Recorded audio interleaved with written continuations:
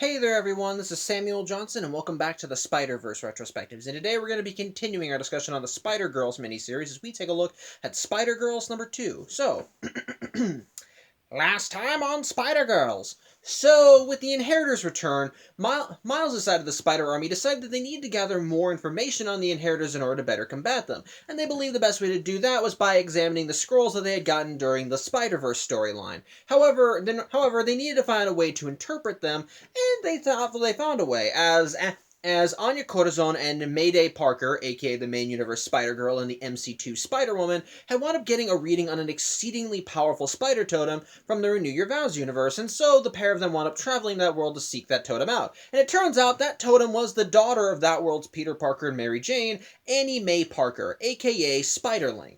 As such, the duo of Spider-Girls managed to meet up with the Parker family, and after assisting them in duking it out with the Vulture Gang, which I just realized were the Renew Your Vows versions of the very same gang that Miles fought at the beginning of Spider-Geddon, so there you go. But either way, once they all took him down, basically the pair of Spider-Girls were able to get the Parkers up to date on what the heck's going on, and they were able to figure out that somehow Annie does have some kind of mystical connection to the Web of Life and Destiny, as her augmented spider sense, which seems to be able to see the future, is reacting to the scrolls. As such, while the Parkers are dealing with their own things upon meeting Mayday because, well, she's the spitting image of the daughter they lost, they decide that they'll leave Annie here in their universe with Mayday and Anya so they can gather information here, while Peter and Mary Jane will go and fight on the front lines and make sure they fight and then to try and keep the danger away from their daughter, which is where today's issue begins, as Peter and Mary Jane are bidding Annie farewell before they poured off to go join Miles' side of the Spider Army. So that's nice. But now it just leaves the trio of Spider-Girls alone in the Parker apartment as they wonder what to do next. And the first thing Mayday asks is, are there any other spiders around here that we need to be aware of? Because, well, she's aware if there are other spider people out there, then they're going to be in danger. And the thing is, Annie is aware that there are others. And it's here that I need to bring up something from the Renew Your Vow comics. So, spoilers for them if you're interested in reading them. So, basically, in the final storylines for the Renew Your Vows story, the Parker family wound up crossing paths with the supervillain Mr. Sinister. And while he did kind of go under various guises while he fought them, in one of their battles, he managed to make the Parker family bleed, gathering samples of their genetic material, which he kept for himself for his research. And as he analyzed their genetic material, he found that there was well, potential in Annie's, and so he began splicing that genetic material with, well, test subjects, so to speak. Basically, just kind of splicing it with regular people from off the street and transforming them into spider mutates, just giant mutated spiders. And while he kept the Parker family occupied with 3 of them, making them believe that they were actually clones of them, he wound up taking his horde of mutated spiders and wound up attacking the X-Mansion because, well, he was an X-Men villain anyway, and he still had a beef with them.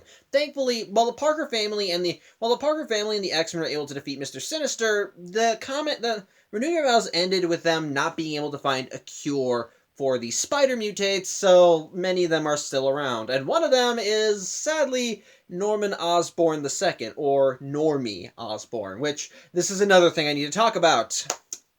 Norman Osborn has a grandson. This was a bit complicated to get into, so tread with caution. So, like I said, Normie Osborn is the grandson to Norman Osborn, and his history in the Marvel multiverse is a strange one, to say the least. Typically, as an Osborn, he does kind of follow the Osborn in his family's footsteps, and usually he tends to kind of fall towards the villainous side. And which I'm not going to say anything on Normie in the main Marvel universe, as while he does exist there, I know next to nothing about him there. But what I am knowledgeable of are his appearances in two specific Marvel universes, the MC2 universe and the Renew Your Values universe. And in both of them, he kind of followed similar paths. In the MC2 universe, Normie wanted to get revenge on the Parker family for how they kind of destroyed his family, as he wound up adopting the Green Goblin mantle and wanted to duke it out with Peter Parker as Spider-Man.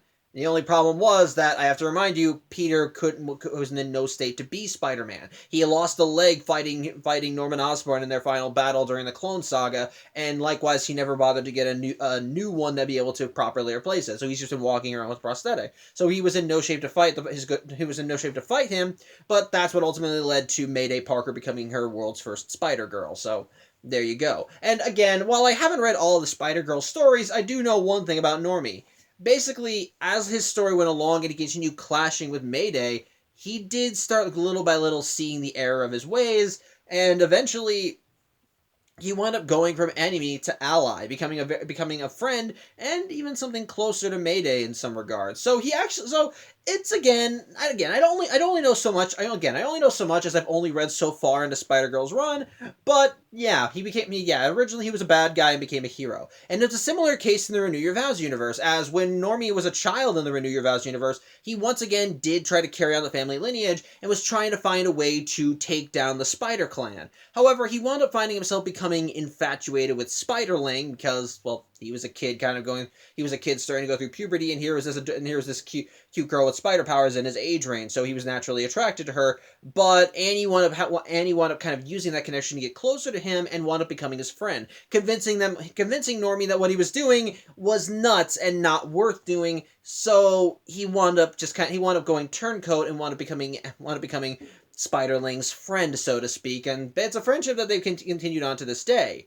Sadly, though, that friendship also kind of got him in the crossfire with the Mr. Sinister situation, because Mr. Sinister was using Oscorp technology to create his genetic monstrosities, and when Normie found out about it, well, Mr. Sinister made him one of the spider mutates as well. Only for him, the extent of his mutation is that he grew 2 sets of extra arms, and as a result of that, as this comic will reveal, he's kind of had to seclude himself off from the rest of the world. As well, he still is running Oscorp, he's doing so remotely from his office. If he has to attend a board meeting, it's usually over video chat, and likewise, no one really knows why he's left away, just kind of stating he has an ailment that he hopes to get resolved soon, and, well, that excuse can only hold water for so long.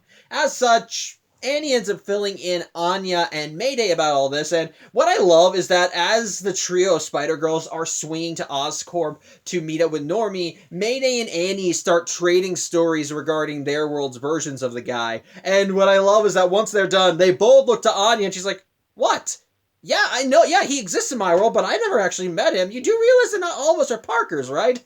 I don't know, I find that amusing. I just like the fact that they relate for a second. They're like, "Well, what's your stories?" Like, that's funny. But either way, the trio of Spider-Girls do manage to make it to Oscorp, but Annie wants to go in first because she wants to at least, get Normie prepared for all this. As such, as she goes in, we have a little moment between Anya and Mayday, and Anya does ask Mayday if she's alright. And while Mayday tries getting defensive and says, "No, I'm fine, it's all good, it's all fine," Anya can see right through it, and Mayday does confess. Yeah, this world freaks her out a little, because it reminds her a lot of her world, at least how it used to be when she first became Spider-Girl. Because, well, it's just because she sees her family, she sees her mom and dad as happy parents, she sees Annie here being this young, vibrant superhero who wants to make a name for herself but doesn't fully understand what she's stepping into, and so to speak. And then likewise, there's even the similarities with Norman. It just kind of freaks Mayday out. And considering what's happened to her in previous storylines, especially with Spider-Verse, you can kind of understand why she's kind of on edge a little. Although she does admit that she's trying to keep her emotions in place, since, bigger fish to fry and all that crap. However, as that's going on, we then cut to another part of New York as we see a portal opening, and from that portal come Brix and Bora of the Inheritors, who, if you're wondering how they got to this universe at all, again, I have to remind you that while Verda may have stolen Spider-Gwen's watch, there were the bodies of 2 dead web warriors in Otto's base. So both of them were equipped with their own web watches, so that means the inheritors at least had a total of 3. So I would buy that Brix and Bora would have their own watches to use at their own disposal. And they're here in the Renew Your Vows universe for the exact same reason that Anya and Mayday are. They sense a strong spider totem and they're hungry, so they want to go hunting. So they want to go hunting for that strong totem as quickly as possible. Which, although there is a funny little scene as they end up porting into like an old castle in Central Park, and at first Brix is like, "Oh, this is a primitive world, isn't it?" Before Bora just has to gesture to New York. It's like, "I swear you wouldn't be able to see the forest through the trees." And Brix just kind of angry that his sister just mocked him. It's like, "I don't care for forests or trees. All I care about is food." I love that. It's kind of funny. Although they both end up killing a security guard, so. But either way, yeah. Back with the trio of Spider Girls, they are able to convince. Basically, Annie does manage to hype up Normie to them, and she does introduce Normie to Mayday and Anya, but he's still a little hesitant to believe this trio. As while he does believe, while Annie does kind of vouch and say, "I saw my parents disappear through a dimensional portal," at least the rest of their story is a little iffy for him, as the whole idea of them being hunted by dimension-hopping, spider-eating vampire people who want to siphon out their life force, and that the key to beating them is through this mystical mumbo jumbo and scrolls tied to Annie is suspect, to say the least. And while I love that Anya keeps throwing back in his face, "Dude, you have 6 arms, why don't you believe our story?" Eventually Annie has to calm them down because she knows that well, they have to remember bigger fish to fry and all that. So she ends up asking Normie if he remembers where the other spider mutates are, because, like I said, they didn't find a way to fix them last time. So and if what Mayday and Anya are telling them are saying are true, then odds are the inheritors are going to probably be targeting them as well. Which is part of the reason why they're even talking to Normie at all, because since his DNA has been spliced with some of Annie's, that means he's technically a spider totem as well, and odds are he could very much be on the inheritors menu. As such, he does explain that Normie does state that he does know where the other spider mutates are, and he ends up taking the trio of Spider Girls to an Oscorp facility where they're all held up, as he wound up repurposing the facility to hold them all. Well, at least some of them. There are some that could actually stand trial for what they did, but otherwise, this is all that he could gather. And he does believe that as long as they're here, they can at least be safe from the inheritors. And so, with the knowledge that they literally have all their spiders in one basket, basically the group decides that now is probably a good time to see if they can get back to the whole reason they're here. Namely, seeing if Annie can gather any information she can on the inheritors via her connection to the web. As such, they end up going into another room, and after Anya sets up the scrolls, Annie sits down between them and just starts trying to, I guess, get their vibe, so to speak. And it does almost seem to work, as Annie actually is able to see into the web of life and destiny and see the connection to all the Spideys, not just to her parents, but to all of them fighting on the front lines, all of them just doing their thing, kicking ass and so forth. And it's actually a pretty impressive scene, because I like how they describe. Let me see if I can actually, you know what? Let me just find the page. It's actually it's a pretty nice bit of artwork. Like here, this is the design. This is what they use to describe what Annie is seeing. And I love how the lights actually just kind of twist and form into the looks of all the other spider people. It's really neat and impressive. However, in the midst of all this, Annie sees something in the web, something dark, and that's hard to read, and she decides she needs to look more into this, but unfortunately she's having issues. And while Anya and Mayday can see her visibly struggling and tell her maybe she should pull back, she says, "No, I can do this, I can," but sadly she's having a bit of turbulence. And as she starts having issues, we see a bit of feedback in the real world, as Normie starts kind of convulsing, and while Mayday goes to check on him, he suddenly mutates further, as instead of just having 6 arms, he full-on grows into a giant spider monster, with Annie screaming the entire time, which I like to think that this kind of is meant to coincide with Spider-Norman blowing up the web of life and destiny. I could be wrong. Again, it's been a while since I've read this miniseries, so I could be just talking out of my ass here. But I would like to think that part of the reason that there's this violent of a reaction is because of what Norman did to cut off the multiverse and all that stuff. But yeah, either way, yeah. the spider mutates have gotten worse, and now that Normie is no longer even a conscious human being, he just goes full feral and tries attacking the trio of Spider Girls, with Annie having to kind of be pulled out of her having to be pulled out of the whole ceremony. Thankfully, the trio of Spideys are able to outmaneuver Normie, but sadly, in Normie's rampaging, he ends up going right to the lab where they're holding all of the other spider mutates, and sadly, he gets lost in the crowd as they all turn violent and start attacking each other. As such, Annie's kicking herself as she thinks that this sudden transformation is her fault. But before Mayday or Anya can calm her down and say she's fine, well, they end up getting some unwelcome visitors as a wall is blown in, and the comic ends as Brix and Bora arrive to essentially tour the buffet, as I'm going to put it. So, yeah. So again, what are my thoughts on issue 2 of Spider-Girls? Again, legitimately good stuff. I actually will give the story credit. While from a technical standpoint, you can kind of see that the story moves a little bit fast, I think it works well.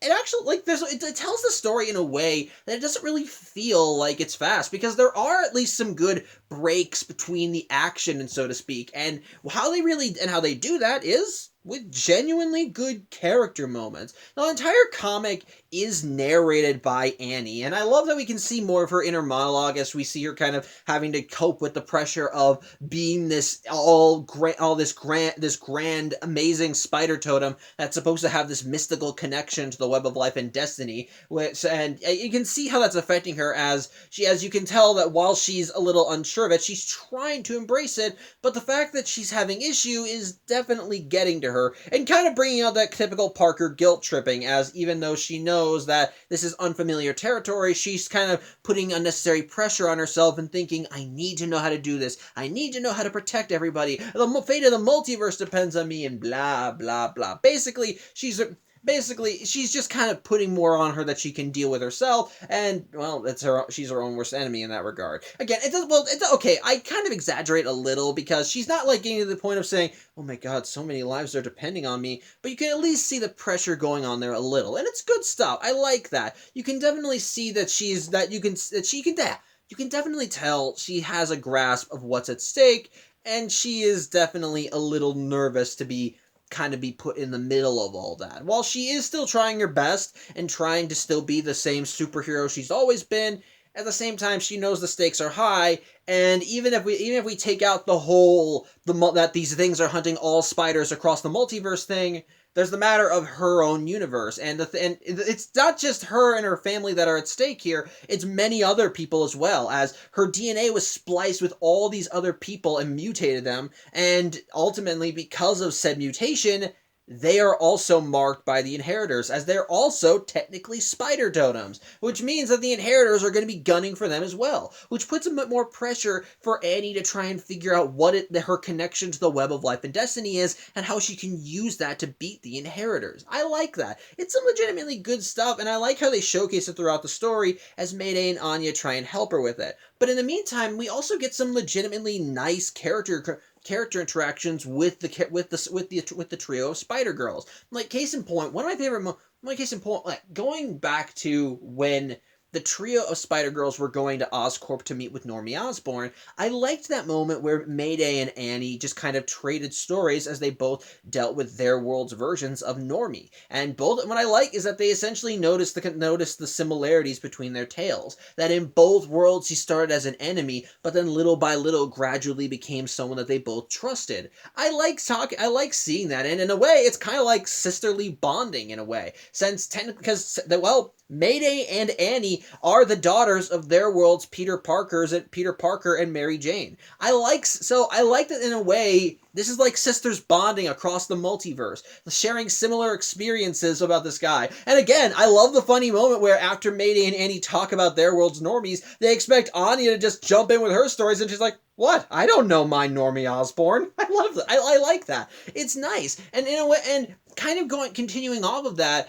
I like that we see more of Mayday as she's kind of coming to terms with the Renew Your Vows universe. Because, let's be honest here, the Renew Your Vows universe is a lot like the MC2 universe. Both worlds at their core are just kind of worlds where Peter Parker got something akin to a happy ending. He has a family. He's married to the love of his life, Mary Jane. He has a beautiful daughter who inherited his powers and who is following in his web steps, whether he wanted that daughter to or not. And as a result, you can, and it's not just that, but you can see there are similar story beats across both worlds, like with Normie Osborn. I mean, it's not note to note the same either, because in Mayday's world, she became the predominant spider person while her dad just kind of sat at home, just kind of doing his own thing, sometimes training her, sometimes trying to get her to back off, whereas likewise in Annie's universe, she fought alongside her parents, who were both ass-kicking spider people. And while Normie's situation is paralleled across both of their worlds, it's not the same story either. As in one universe, he started his villainous career by becoming the Green Goblin, while in the Renew Your Vows universe, he was taking a journey to become that, but was ultimately stopped at the last second by Annie, who managed to convince him of the error of his ways and made him realize this is only going to end badly for you. I liked that. Again, I like that, and I kind of like seeing that showcased. But I'm getting back to I'm losing my point here. But either way, I like that when Mayday sees the similarities, it just weirds her out, because again, going back to her own story arc, this world just reminds her of home. And while she does still have a life on the MC2 universe, you have to remember the events of the previous Spider-Verse comics have not been kind to Mayday Parker. She lost her father because of Deimos. She now is technically the only one supporting her family. Yes, she still has the Earth 3145 version of Uncle Ben to be their support, because they did say he did come, because they did say at the end of Web Warriors that the Battery was going to release him, so I'm going to assume he's back on her world alive and well. But again, there's still that hole left in there, and there's still clearly some wound, and there's clearly still some salt that's pouring on the wound a little, especially when Mayday sees the Renew Your Vows universe and sees a version of the Parker family that's happy and doesn't have her. They have a daughter, it's just not her. And then and kind of comparing that to, and kind of comparing all this, that, and kind of with all that, and seeing the similarities between both worlds, it makes her some interesting character drama, as we see Mayday trying to come to terms with it and trying to separate her personal emotions from the mission at hand. And I like that. It's legitimately good stuff. And on top of that, I like how the story does continue from where Renew Your Vows left off, as it's trying to wrap up that loose hanging thread from the end of that comic, as we're seeing the spider mutates from the end of those books be pulled back into this one and become a major part of the story, as the trio of Spider-Girls know that since they're all spliced with Annie's DNA, they're all gonna be targets for the Inheritors. So it kind of puts a bit of a time strain on them trying to figure out what Annie's connection to the Web of Life and Destiny is. And so the fact that when Annie tries accessing that connection and ultimately things seem to get worse, it definitely ups the drama and it definitely makes you afraid of how they're going to solve this, especially when Brix and Bora kind of just kick their door down and want in. I like that. It's good stuff, and it's paced honestly well for what's essentially a 3-issue miniseries. It knows, which I think is a good thing that this comic has over like Spider-Force. And I'm not saying that like Spider-Force didn't have quiet moments. Like I said, there were still some good stuff in there. I still genuinely love the stuff with Charlie and Ashley in those books, but I think that this one kind of does it better, as it manages to keep the action going and keep the story flowing while still kind of being able to work in some genuinely good character interactions, and while also upping the drama and the stakes. So I like that. It's good stuff. And the ending point where things kind of go from bad to worse as Normie mutates into a spider monster and Brix and Bora there, it's good stuff, and I dig it. So on the whole, again, a legitimately good issue. So yeah, I think that's really all I have to say. This is a shorter one, but hey, I guess that's good. I guess those are good too. But I hope you enjoyed the video. I thank you for watching, and I hope to see you Saturday as we look at the final issue of Spider-Girls, and we see Annie finally come into her own as the pattern weaver or pattern maker. I forget what it was. I think it's the pattern maker. Whatever it is, I hope we'll see her finally come into her own in that regard. So till then, hope you have a good Thursday, and as always, take care.